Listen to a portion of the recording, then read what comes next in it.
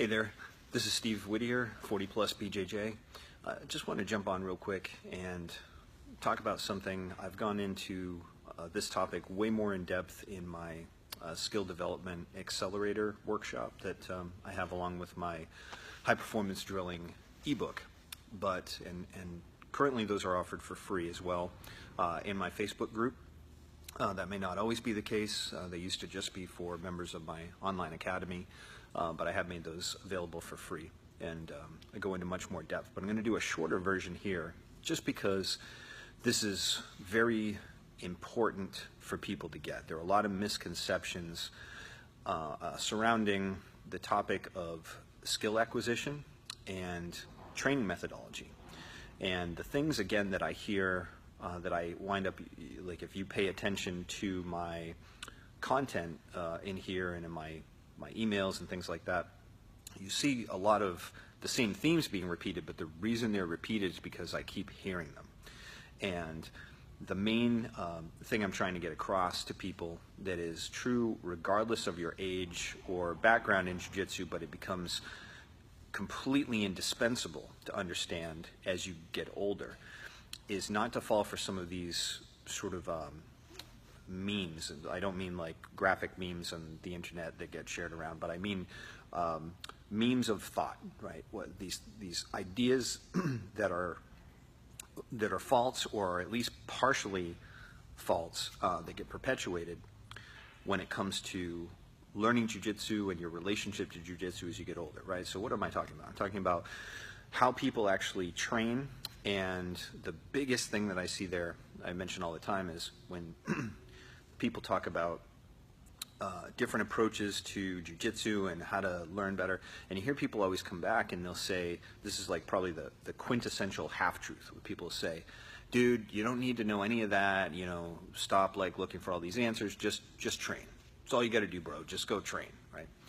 And that is partially true insofar as there's no way to shortcut the actual mat time that it requires for you to acquire skill, right? That there's no way around that. You have to put in the time.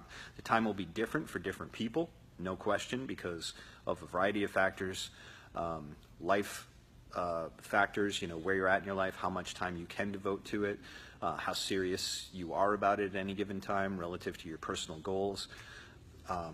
You know, your responsibilities, also physical capacity changes as you get older for a number of reasons, maybe past injuries, maybe just family and work responsibilities, you know, and that will, and just age mitigating your recovery, all sorts of reasons, okay? But when people say, just train, that's for sure not the whole story, because the amount of skill development that can take place within, say, 1 hour and a half period with one approach is completely different from the skill acquisition, meaningful skill acquisition that can take place within another 90-minute block. They can be apples and oranges. And so when people say just train, the assumption there, the false assumption, is that all mat time is created equal. It is not, okay? And, you know, we've literally done testable experiments with a cross-section of athletes on the mat to be able to prove that. There's just no debate about that, right? One of the ways that I like to always point out, the sort of a dominant mode of training, I have a lot of people that have written me about this over the years, and sometimes we'll jump on to talk about, you know, well, how can I deal with this, because, you know, I don't really have an alternative in my academy. So dominant mode of training is we're going to do static repetitions, meaning basically rep out some techniques. Hopefully they're at least related, you know, a technical sequence chain or something. You know, if opponent does this, then you do this in practice, back and forth, no resistance, then the next move in the chain, so on and so forth. So do a number of those in class, and then what do people do? They get water, fix their gis, everybody rolls as hard as they possibly can to submission, and that's the training, right? So there's a huge abyss there between the rote learning of the technique and then the live application. And that's actually a very common paradigm, even with really well-known instructors who produce great athletes. The thing is, if you get enough numbers of people to be plugged into a system and there is live training, you will always be able to show that you produced success if you have athletes in the mix, because athletes, if they're exposed to live training, will always be able to rise to the top. Like, you'll always have some animals, right, some savages produced out of a pool like that because you have live training. That doesn't mean that that's a proof statement that that's the best way to acquire skill, because you're leaving a lot of people in the dust. And then a lot of times the thing is, well, they weren't devoted enough or whatever to get there, right? So it's like you kind of have set the bar where you're not looking at the problems with the process or inherent to the process. You're sort of looking at the individuals and saying, well, they just couldn't hack it or something, right? Whereas sometimes we need to look at what's a better process that will still make the athletes extremely successful, probably even more successful and more healthy long term, and give them better skill development long term, but certainly not going to diminish their success. But it's also going to allow everybody else to be able to rise up better as well, as long as they do put in that time. So that's one great example of kind of a half-truth. And then the other things you hear about that are just ridiculous are people kind of boasting about, oh, I don't worry about talking about skill development and all that stuff because, I'm 55 years old and I've got old man strength and I still kick the crap out of all the youngsters and kind of like badge of honor. People, as soon as you start bragging about strength, you already know you're on the path of diminishing returns in jiu-jitsu, because it's not going to be sustainable.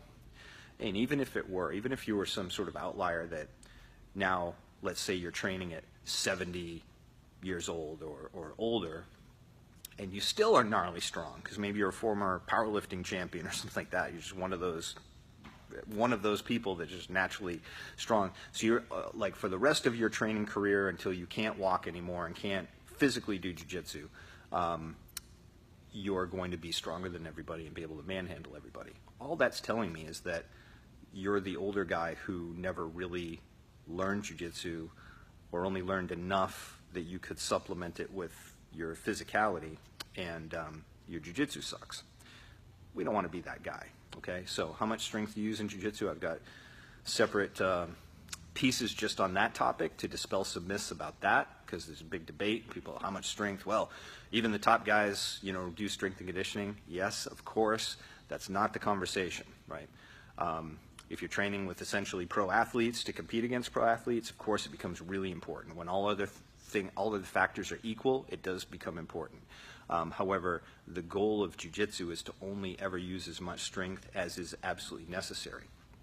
And this brings me to the point about skill acquisition, is how much of training intensity, how much of physicality and all those things is necessary. Well, usually less than we are currently using, even at high levels. And this gets me back to the point that just blew my mind when I heard Rickson Gracie interviewed by my close friend, one of my longtime coaches and friends, Matt Thornton, did a great interview and basically asked the question that I think was the best question. He said, you talk about this invisible jiu-jitsu and this concept of connection and everything, like, talk to me about that. Like, why is that so important? And, one of the things that Rickson said that I think it'd be so easy to just breeze past the power of this statement is, he said, look, there's a lot of high-level jiu-jitsu out there, like very impressive, super, high level of technique, obviously, at the highest levels of competition. So I see a lot of great jiu-jitsu guys, no question, because the proof is there.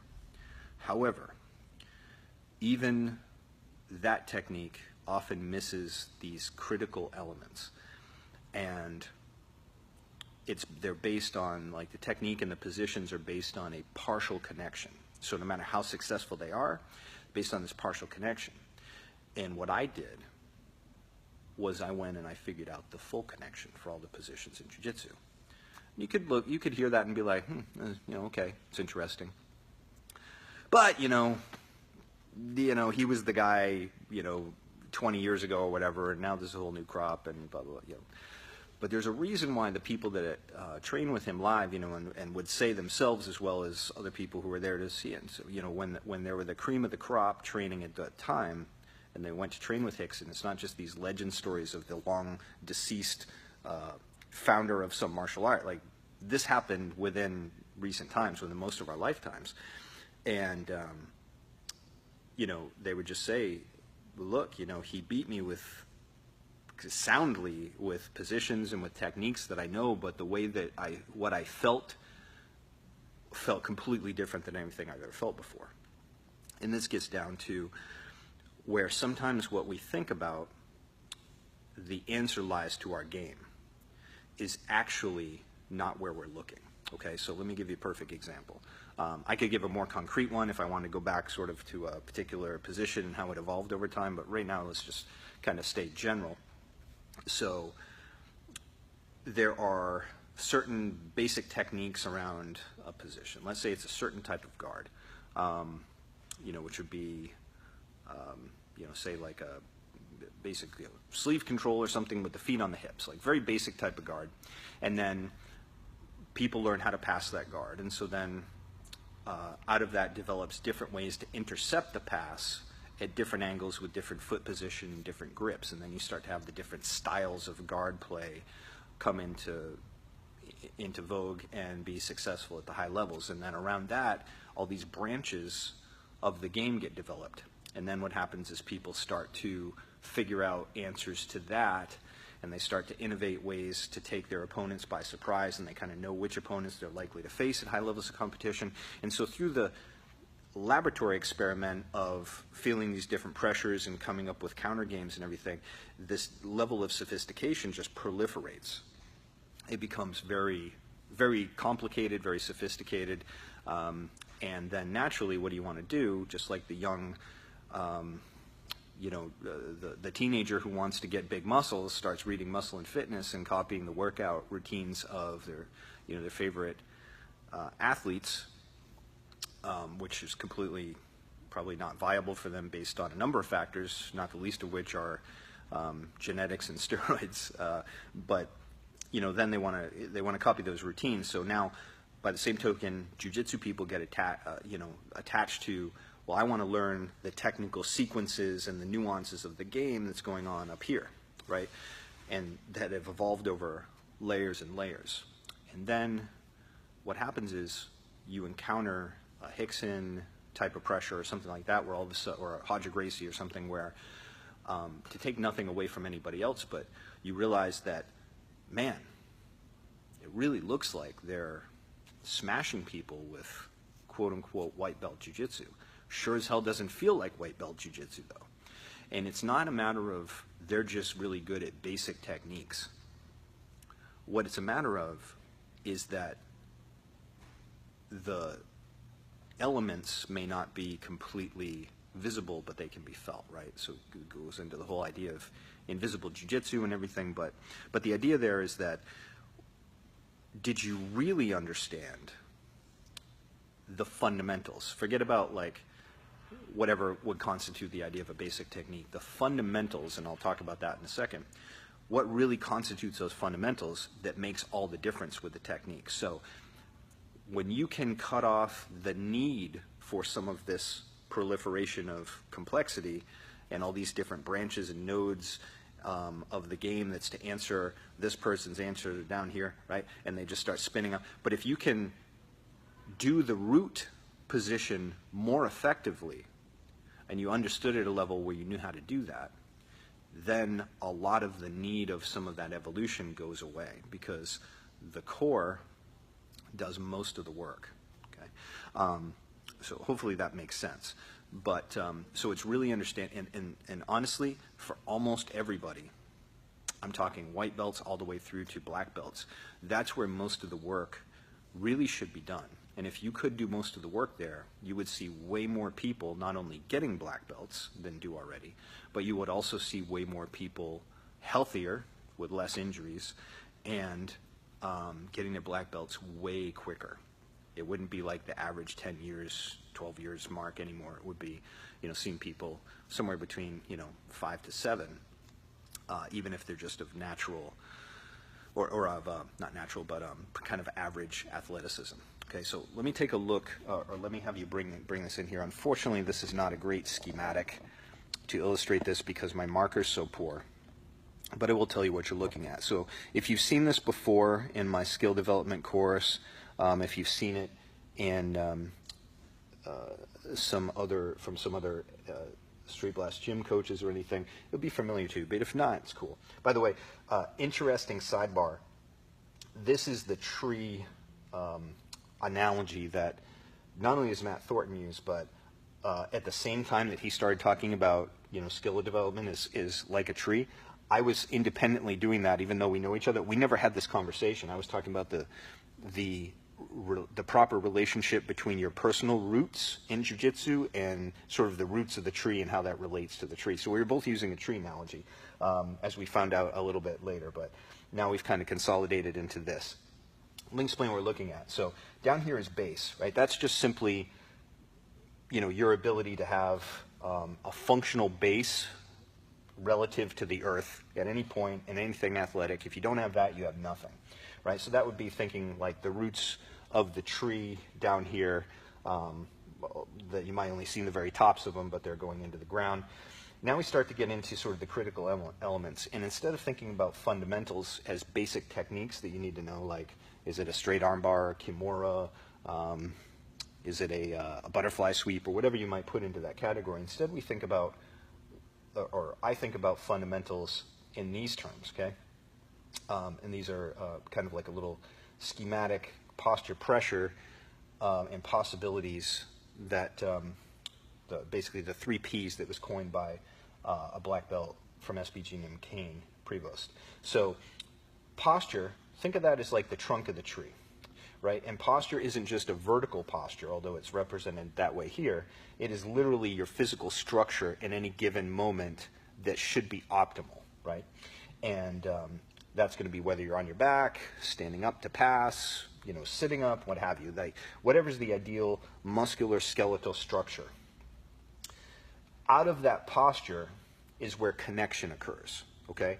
And connection is going to be, again, where instead of thinking of attachment, like people talk about pressure passing, but that can mean very different things.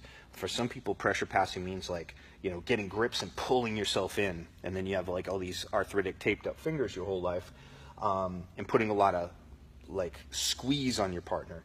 But really, the heaviest pressure that I felt and what I try and emulate in my game and teach to other people is purely based on transfer of weight that is only way down the road, minorly sometimes supplemented with grip, but is not even dependent on it. So connection is when instead of just attaching to somebody, like holding on to them or grabbing them or something like that, connection is when you truly have control over their body in such a way that they can't move independently of your control. Okay? And then from here, as you see, up towards the part where the trunk starts to branch out at the base of the branches, right? These are the pressures. At any given moment from any position, you have just a few pressures available to you. Not dozens, right? But really just a few at any given moment. And those are going to be either offensive or defensive pressures relative to your position, relative to your opponent, okay? And then up here in the outer lying parts of the branches, right? This looks vaguely like a wild hair or an afro or something, but this is basically where the possibilities lie. And the possibilities, now you start thinking about techniques, technical sequences. And these, in large part, are really kind of in order of importance, if you think about it that way. They're in order of how they naturally occur in the game, and certainly in order of importance of like kind of what you need to be focused on, right? And the one emerges from the other. So you have proper base, right, relative to the earth, your posture, your physical structure from there. You make the connection to your opponent, and then out of that you have a few available pressures at any given frame of time. The least important thing is where everybody focuses. It's out here. It's on the techniques, right? So everybody's attracted to learning this guy's game and this guy's game and this guy's game, but where most of the work does, and this is where I focus my pillars courses in particular is on this stuff, right? And a lot of people still, even vaguely understanding this on an intellectual level, will still say, yeah, but that's basic. I'm already pretty good on the mat, so this is why I need this up here. You know, I need now that edge of the higher level stuff. And there's always some valuable things to be learned here, but again, there's dangers. First of all, you're probably focusing on the place that's going to give you the least high percentage of return on your investment of time and energy, focusing up here. The other thing is if you're trying to adopt the style of another individual who has developed routes that work specifically for them, you're probably barking up the wrong tree, okay? And that is almost always.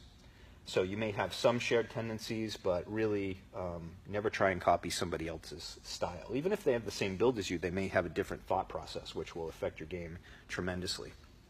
So hopefully that is valuable. It certainly should be. As a coach, I can tell you that without reservation. A lot of people that even have extremely good games, extremely competent and even deadly on the mat, still don't deeply understand the need to focus on those fundamentals. And that is where you will acquire your skill the fastest, even if you're already a high level of proficiency on the mat competitively in terms of rolling and tapping people out. This will still refocus. I've seen it time and time again. It takes people quickly to a higher level. As a coach, it allows me to answer questions going through that process, even if somebody is asking me a question about a particular style of play that I don't personally do, so I don't have a ton of experience with it. I can problem solve for them and help them take their performance, usually very quickly, to a higher level based on my understanding of this stuff. Okay, and for sure, as you're thinking as a white, blue, purple, brown belt, so on and so forth, trying to get to that next level, this is where you need to focus. And I have, specifically been rolling out my pillars courses. Not that they're exhaustive, because I'm always tweaking things and adding things and subtracting things, always trying to make it better, but constantly looking for, again, through this process, what becomes the most important, the most efficient, and most effective way to do this. And then there's also a very specific way that we progress from the rote learning to the actually live application through rolling and sparring. It doesn't just go, okay, well, let's practice a technique. I've got good posture. I think I'm connected. And I think so. And then, I know I can either, for instance, on bottom, I can bridge. I can scoop my hips laterally. I can bridge and shrimp, escape my hips, and I can pendulum my legs or something, right? So you have a few, say, pressures available to you at this particular moment. And then, okay, but now I just want to learn tons of technical sequences, right? So let's go roll as hard as we can, right? That's not what that means. There's a specific way that we roll this out so within a class format so that people get the maximum amount of that time. And we go into that as well. So, again, hope that's valuable for you. And if you want more information, my pillars courses, go ahead and check out my website, 40plusbjj.com, which is with a 40, bjj.com. Take care.